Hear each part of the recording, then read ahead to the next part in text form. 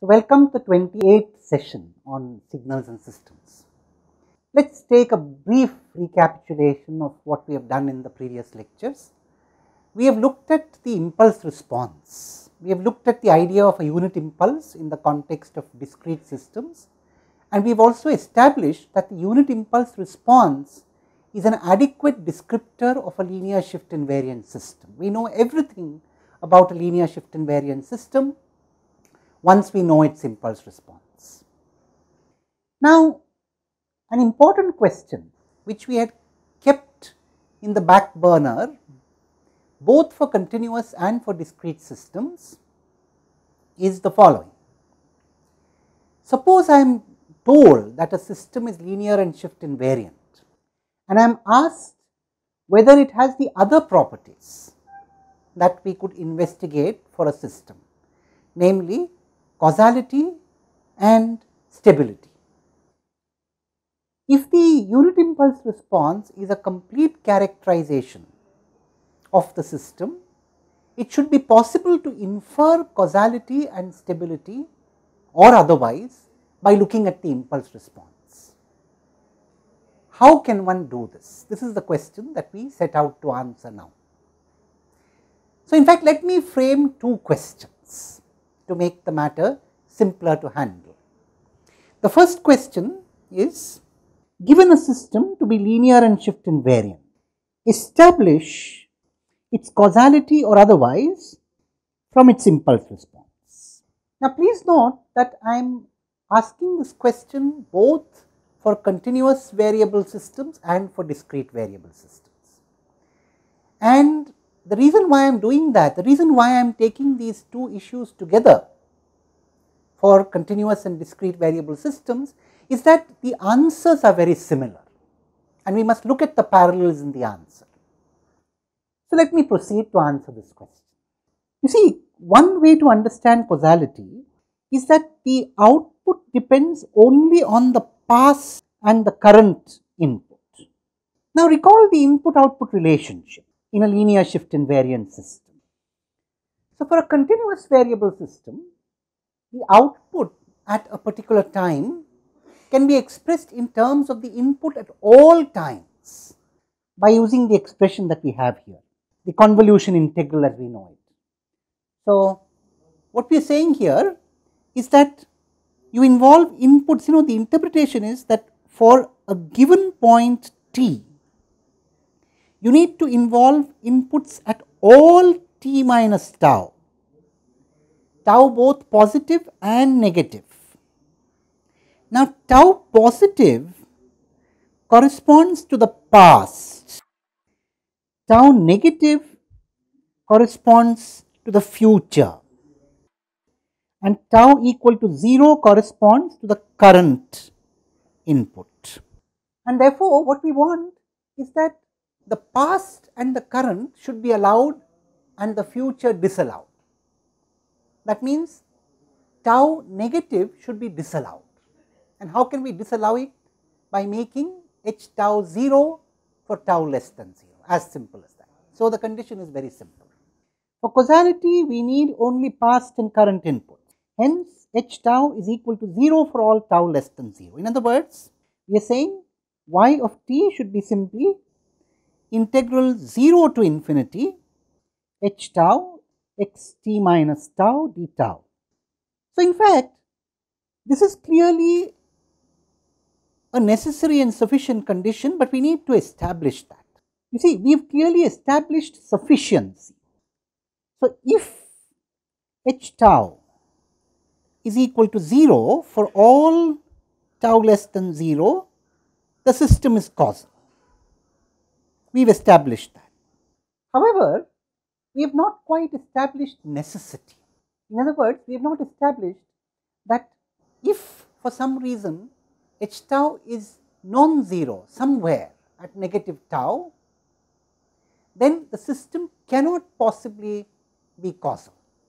Now, how do we need to establish this? How do we need to establish necessity?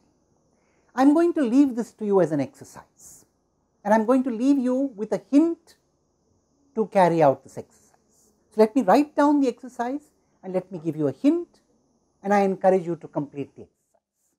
In fact, it will be easier for us to handle this exercise if we also look at the corresponding discrete time derivation. So, let us do that and then let us take the exercise together. So, for discrete time or discrete variable system, again we have yn is summation k going from minus to plus infinity hk xn minus k. Note, we have used the commutativity of convolution here. In other words, we know the following relationship and we have used the following from commutativity. Now, once again, hk for k less than 0 corresponds to the future. For k equal to 0, it corresponds to the current input, and for k greater than 0, it corresponds to the past. Therefore, if causality is desired, hk is equal to 0 for all k less than 0 should be a sufficient condition. In fact, let us write down the expression, that will make it easier. Let us note that y of n, given that hk is 0 for all k less than 0, will simply become summation k equal to 0 to plus infinity hk x n minus k. And here we are involving the past and the current inputs, but not the future ones. So, we will prove that this is sufficient. In other words, let us formally prove that this is sufficient. So, given that this is true, let us show that if x1n is equal to x2n for all n less than equal to n0, then y1n is also equal to y2n for all n less than equal to n0. Indeed, consider y1n for n less than equal to n0. It is clearly equal to summation k going from 0 to infinity hk x1 n minus k. But you see, you will realize that x1 n minus k is the same as x2 n minus k for k positive or non-negative more appropriately and n less than equal to n0. This is a given from the assumption. Thus, y2n, which is the same as summation k going from 0 to infinity hk x2n minus k, is equal to k 0 to infinity summed hk x1 n minus k, and that is the same as y1n provided n less than equal to n0. Very interesting. So, we have proved sufficiency here. Now, I have proved sufficiency formally for the discrete case because it is easier to do. I shall now leave you with both the exercises that I wish you to pursue and answer.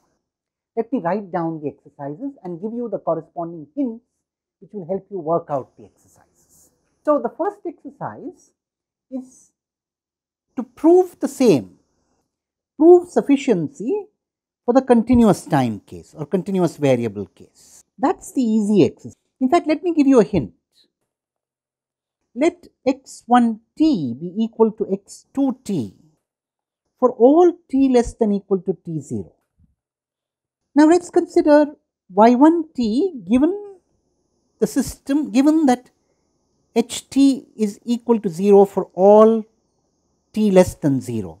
Please remember, this is the symbol for all and we will use this frequently in future. So, y1t given that ht is equal to 0 for t less than 0 becomes summation integral 0 to infinity h tau x1t minus tau d tau. Now, x1t minus tau is equal to x2t minus tau given tau is greater than equal to 0 and t less than equal to t0. Now, you can use this and go further to complete the proof for sufficiency in the continuous time case or continuous variable case. The proof is very similar. This is the easy exercise. Now, I am going to give you the slightly difficult exercise, and the slightly difficult exercise is as follows. Exercise 2. Prove that this condition is necessary. By necessary, we mean that unless this condition is true, the system cannot be causal. In other words, we need to prove if this condition is violated, the system cannot be causal. And what do we mean by saying the system cannot be causal? You must be able to show a counter example. You must produce two inputs, x1 and x2, which are identical up to a point n0, but which could possibly differ afterwards, and which produce different outputs for up to n0 or t0. Now, I am going to give you a hint and leave you to complete the proof. So, the hint is consider two inputs. Let us take discrete first, x1n equal to x2n for all n less than equal to say 10. Now, x1n and x2n differ, say for n equal to 10 plus say L, and let h of minus L be non-zero. Show a contradiction. What I mean by this is, you have to show that you need every HL for L less than 0 to be 0 if causality needs to hold. Now, suppose you are adverse. Here you need to adopt that, adversary and proponent-opponent kind of argument. So, if your opponent says, here I have HL, L less than 0 and HL not equal to 0, you will then produce a pair of inputs which are identical up to n0, but which differ L steps afterwards, and then look at the output at that point n0 and establish that the output is different and therefore causality is violated. I have given you a hint. Now, complete this proof and also do the same for continuous variable systems. We shall look at the next property in the next discussion, stability. Thank you.